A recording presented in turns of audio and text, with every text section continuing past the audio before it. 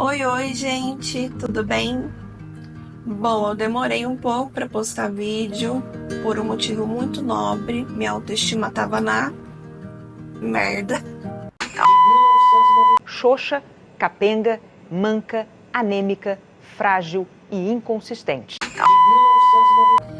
Então, voltei, por enquanto.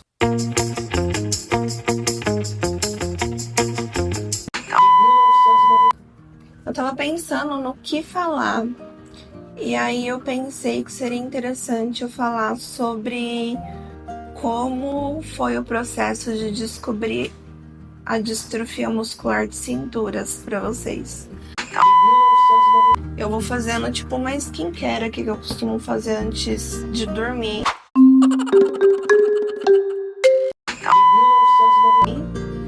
Eu vou falando o que eu lembrar. Inclusive. Caraca, esqueci. Aí, tá vendo? Porque tem muita coisa que eu não lembro.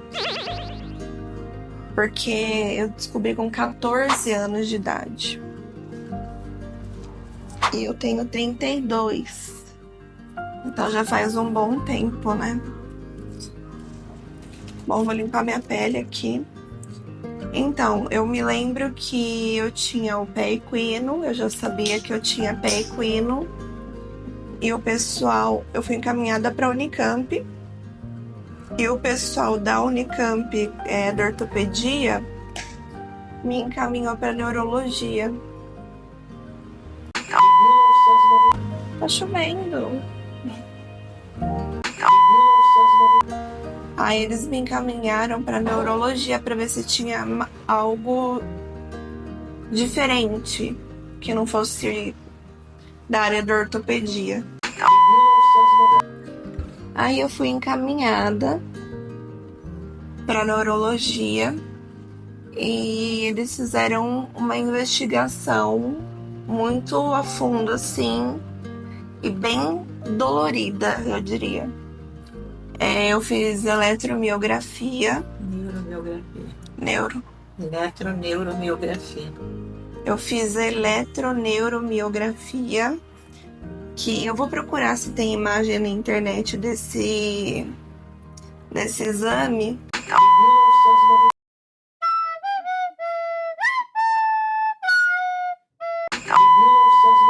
Mas ele é basicamente, eles vão enfiando umas agulhas desse tamanho, mais ou menos, no seu corpo, nas suas musculaturas, tipo coxa, braço, e me enfiaram até aqui na mão. E eu fiz esse exame, foi horrível. Nossa, eu chorei, eu lembro que eu chorei horrores. E eu segurei ainda, né? Mas não consegui segurar tanto, porque doía demais. E o segundo exame que eu me lembro que me marcou foi a biópsia. Eles fizeram uma biópsia aqui. Aqui não dá pra ver, né? Tipo, depois eu posto, eu vejo se eu consigo tirar uma foto pra mostrar pra vocês. Fiz uma biópsia da musculatura. E eu me lembro que nessa biópsia, quem fez a biópsia foi a médica que é a chefe. Porque são os... Como é que chama mesmo, mãe? Residentes. Professores e médicos residentes. São os residentes que fazem, tipo, meio que uma anamnese. E aí o residente que tava com o meu caso e a professora dele que foram as pessoas que fizeram essa biópsia em mim. E eu me lembro que eles estavam tentando achar um músculo específico que eu não vou saber falar pra vocês qual é. E era um músculo fundo. Só que eu tomei uma anestesia local. E tava acordada, né? Porque era anestesia local. Aí demorou um pouco pra eles acharem. E eu me lembro que a médica, que era professora, ela tava brava com o governo. E aí ela tacava as ferramentas, né, de trabalho naquela bandeja de metal, fazia um barulhão e eu ia desesperada, já morrendo de dor, segurando um grito. Foi meio caótico. Aí eu fiz esses 2 eu fiz mais exames, é que eu me lembro mais desses 2 mesmo, porque marcaram. E aí saiu o resultado e jamais que eu e minha mãe que me acompanha até hoje na Unicamp, jamais que a gente ia imaginar, eu nem sabia o que era degenerativa, jamais que a gente ia imaginar que era uma doença degenerativa que eu tinha, que estava me afetando. Eu saí de lá meio entorpecida. Sabe quando você recebe uma notícia e você, tipo, fica meio aéreo? Foi desse jeito que eu saí do consultório, porque eu perguntei, tá, qual o tratamento? Aí ele falou, não tem tratamento, tem estudos. Aí eu falei, beleza, não tem cura então? Ele falou, não tem cura. Aí eu fui entendendo melhor o que é degenerativa, essa doença, pelo que eu pesquisei, eu vi, tipo, dos médicos, o meu corpo não produz acho que uma proteína, se eu não me engano, salvo engano, tá, gente? Porque eu posso estar bem enganada. Não produz uma proteína, que é uma proteína que ajuda a musculatura a ficar estável e crescer e ter hipertrofia. E essa distrofia, porque tem vários tipos de distrofia. Essa distrofia que eu tenho, ela chama muscular de cinturas, justamente porque ela começa a aparecer os sintomas quando você vai levantar. Você basicamente vai levando, escalando sua perna, assim, sabe? Por isso que é de cinturas. Só que ela vai, como é degenerativa, ela vai se expandindo pro corpo inteiro. Tanto que hoje eu preciso de ajuda até para ir no banheiro, né? Tipo, ela progrediu bastante. Então, as minhas percepções de quando eu saí de lá foi tipo assim, caraca, beleza, ignorei informação, denial, negação total sobre, porque eu não queria entender, eu não queria acreditar, sabe? Então foi bem, não sei descrever pra vocês, se é pesado. Eu vou passar agora um esfoliante, né, de boca da Marquei, que é muito bom. Ele é muito bom, gente, sério. Ainda mais eu que tenho mania de ficar arrancando pelinha da boca. Se vocês derem incluso da minha boca, vai estar o ó. De tanta pelinha que eu arranco até sair sangue. Então, e eu recebi, e essa doença, ela se manifesta na adolescência. Cara, é a pior fase da vida pra se manifestar. Então, eu fiquei em negação total. E tipo, é a pior época possível, assim, sabe? Na adolescência, porque é quando você tá se descobrindo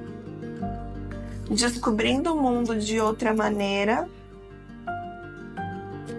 E a partir dali, tudo mudou, sabe? Eu caía muito na escola.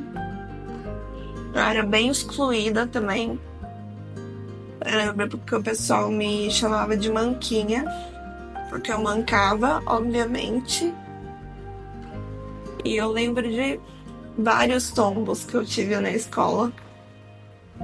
Sabe quando você estuda numa sala, numa parte que você tem que passar por um corredor do pessoal que é mais velho?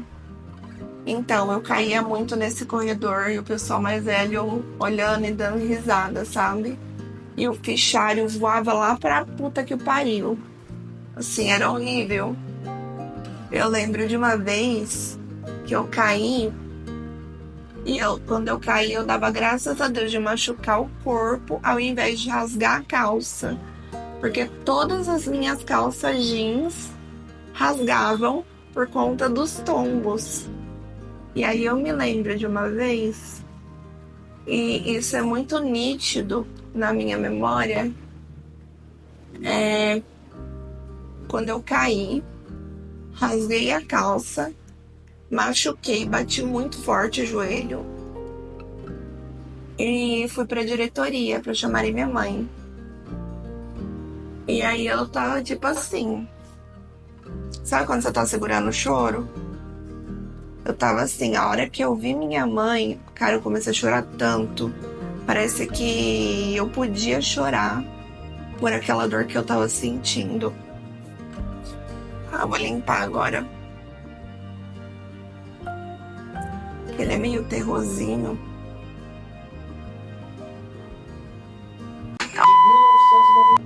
Então, assim,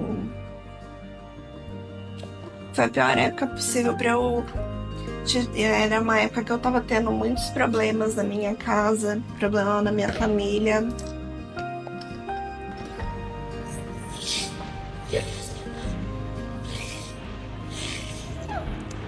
Hidratem-se. Aí eu tava tendo muitos problemas na minha família nessa época também. Era tanta coisa pra lidar que eu ignorei a distrofia. Eu fui ignorando literalmente. Eu entrei em negação total com a distrofia. Porque na minha cabeça, beleza, degenerativa então vai demorar. Salvo engano, né? E aí, depois da adolescência, eu comecei a piorar mais. Que foi ali por volta dos 18 anos, que eu já não conseguia mais subir em ônibus direito sozinha. Tinha muita dificuldade de subir nos ônibus. Eu trabalhei em call center, né? E tinha fretado. Então, gente, eu já fui levada pela chuva. Começou a chover muito e o pessoal está saindo da chuva. Com razão. Então o pessoal que não está protegido está saindo da chuva. É bom que chova, mas tem hora que quem está na chuva não quer pegar a chuva. Então, é essa contradição sempre. E eu não tô brincando, eu tô falando sério. Eu tive que ser resgatada pela segurança do trabalho no lugar que eu trabalhava, que era um call center. E até aí, tipo, pra mim, beleza. Eu só tenho um problema na perna, ficava na minha cabeça. E eu não lidava com isso de jeito nenhum, de jeito nenhum. Eu evitava ao máximo falar pra mim mesma. Pros outros eu falava, mas pra mim mesma eu, tipo, beleza, não tô tendo tanto sintoma, eu tô conseguindo me virar. Ok, belezinha, né? Só que o tempo foi passando, eu fui envelhecendo. Na faculdade eu já tinha feito a parte importante, eu fiz uma osteotomia nos 2 pés, eu acho que eu já falei em outros vídeos, por conta do pé equino. Então, quando eu comecei a faculdade, eu tava finalizando a recuperação dos pés, então eu usava bengala ainda, né? Por conta da cirurgia dos pés. E aí, eu de bengala na faculdade, eu me sentia muito inferior às outras pessoas. Porque todo mundo pergunta, o que você tem? Ou às vezes, nem pergunta pra pessoa. Pergunta pra quem tá do lado. Esse aqui é um hidratante muito bom da Mary Kay, que é um gel hidratante maravilhoso. Então, e às vezes as pessoas nem falavam com você. Se a minha mãe estivesse do lado, falava, o que ela tem? Parece que eu, sei lá, eu sou um bicho que não sei falar, sabe? Eu acho que muitas pessoas com deficiência vão se identificar com essa minha fala de agora. Porque é muito desconfortável, cara. E aí, beleza, eu fui me recuperando mesmo na faculdade. Foi 5 anos de faculdade, né? E só que ali, ao mesmo tempo que eu me recuperei, a distrofia foi avançando. E quando eu já estava na metade da faculdade, da metade pro final, eu precisava de ajuda para levantar das cadeiras. Eu precisava de ajuda para sair do carro. E ali eu fui criando uma rede de apoio na própria faculdade. Eram pessoas que me ajudavam para eu conseguir concluir o curso, para eu conseguir fazer as coisas. Mas, como no outro vídeo eu falei, eu só fui me dar conta que eu era uma pessoa com deficiência quando eu tava na fila de uma balada e não conseguia mais curtir a balada porque a fila era imensa e quando chegava a minha vez de entrar eu já tava muito cansada. Foi esse o insight de tipo, pô, tenho deficiência, eu sou uma pessoa com deficiência, eu tenho meus direitos, só que ao mesmo tempo você ficar com medo, você no caso eu, né? Com medo de onde essa doença vai me levar. Porque hoje eu moro num apartamento com meu irmão mais novo. Ele é só 2 anos e meio mais novo que eu. E eu falei brincando pra uma amiga semana passada que eu acho que na outra encarnação a gente nasceu irmão siamês. Porque é a pessoa que eu mais gosto de ser cuidada. Nossa, eu tô falando isso na frente da minha mãe que tá aqui atrás. Porque ele já sabe como me ajudar. Só que agora ele tá vivendo a vida dele, assim, sabe? Porque ele não viveu muito, ele estudou muito na adolescência. E agora adulto, ele tá vivendo a vida dele por aí, pelo mundão. E aí precisa-se fazer um revezamento de pessoas para cuidar de mim. E muitas vezes eu me sinto um peso para ele e para essas pessoas. E é um sentimento genuíno, é normal ter esse sentimento, eu compreendo. O foda de ser psicóloga é que muita coisa que você entende, aí você fica pensando o que eu posso fazer para resolver, né? Porque se eu não soubesse a ignorância, ia ser até bom. Mas é isso. A distrofia piorou muito na pandemia, que foi quando eu saí da casa dos meus pais pra vir morar em Campinas com meu irmão, pra gente poder ter um lugar pra trabalhar, porque a gente dividia um quarto na casa dos meus pais. E ao vir morar com meu irmão, a gente alugou um apartamento em Campinas. Eu fui basicamente do 100 ao 0 na minha vida, eu costumo falar. Porque o que é que acontece? Quando eu tava fazendo faculdade, eu não tava parada. Eu fazia estágio voluntário e o obrigatório da faculdade, e metade do semestre, do último semestre, eu trabalhei. Então era a faculdade, 2 estágios e o trabalho. E assim, eu caía muito, eu quebrei o dente. Esse dente que vocês estão vendo aqui, ó, aqui, é massinha, gente. Eu quebrei os 2 dentes da frente numa queda no próprio hospital. Ainda bem que eu já tava no hospital, né? Mas foi muito desgastante. Então eu acabei me afastando esse tempo. E aí veio a pandemia logo após o fim do curso, que foi em 2019. E nisso eu tava muito em movimento antes. E aí de repente todo mundo em isolamento e eu ali na cama, sabe? E assim eu fui engordando, eu fui ficando cada vez mais dependente, a distrofia piorou muito. Hoje eu tô em um lugar na distrofia que há anos atrás eu desejaria ter morrido. E eu não falo isso com vergonha, porque eu sei que muita gente pensa dessa maneira e não tem coragem de falar. Porque a distrofia ela é uma eterna mudança na minha vida. O tempo inteiro as coisas mudam, porque o tempo inteiro ela vai mudando o meu corpo. Então é muito complicado quando você se adapta a uma maneira, de repente você tem que mudar, porque já não é mais desse jeito, porque eu tô mais mole, entende?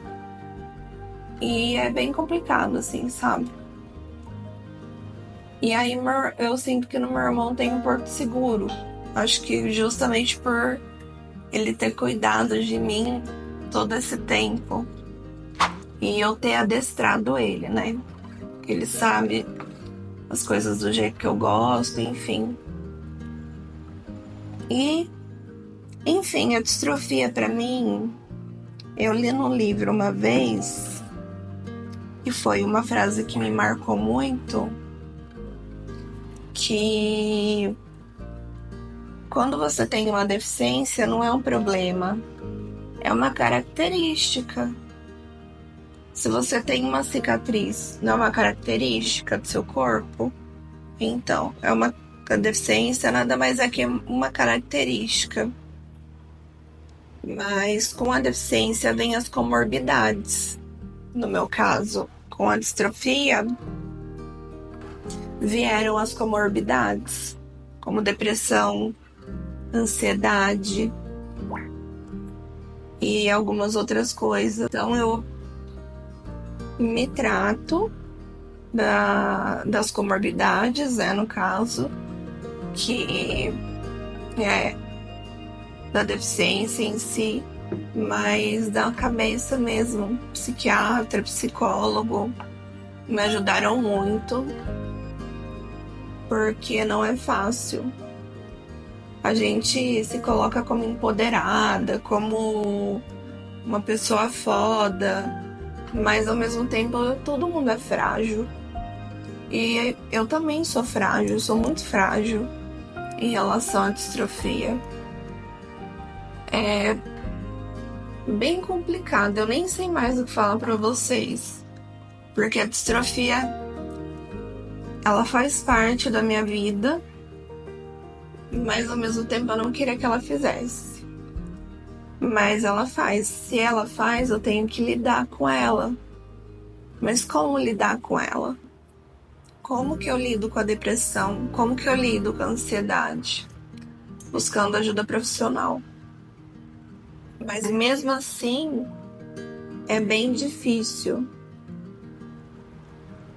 Porque no entretenimento, por exemplo, quando eu quero ir para algum lugar, é difícil acessibilidade. Eu desafio você que está assistindo esse vídeo e não tem deficiência a tentar prestar atenção em lugares, estabelecimentos que se tem acessibilidade ou não. Desafio, deixa aqui no comentário. Pode deixar. Porque é real. Basicamente nenhum lugar tem acessibilidade.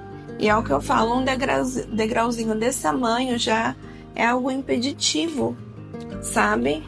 Pra você entrar no lugar. Um banheiro que não tem espaço, que não é adaptado, já é algo impeditivo. Gente, eu vou passar esse aqui, que é o Nivea Moranguinho que eu falo, mas eu prefiro muito mais esse daqui, ó, que é da Marquei também, da mesma linha desse que eu passei pra esfoliar. É que tá acabando e eu tô com dó de gastar, mas ele é muito bom, ele regenera a boca, fica, ó, uma beleza. Mas eu vou passar o moranguinho da Nivea. Mas presta atenção, de verdade, porque às vezes é tão besta, parece um assunto tão besta, mas não é. Eu não tô saindo de casa. Eu não tô saindo porque as pessoas, elas olham muito perguntam muito e isso tá me gerando uma fobia social nesse momento. Eu sei que é algo passageiro. Talvez eu assista esse vídeo no futuro e falo, caraca, que bom, eu melhorei. Mas são pessoas perguntando, são pessoas olhando, são pessoas inconvenientes que aparecem. Então, basicamente, eu não tô saindo de casa, não tô conseguindo sair por enquanto. Eu tenho um show da Fresno, óbvio, para ir mês que vem. Estou me preparando psicologicamente para esse show, porque eu não tô saindo pra nada, eu só saio pra fazer minhas coisinhas de beleza. Só lavar o cabelo, arrumar o cílio e etc.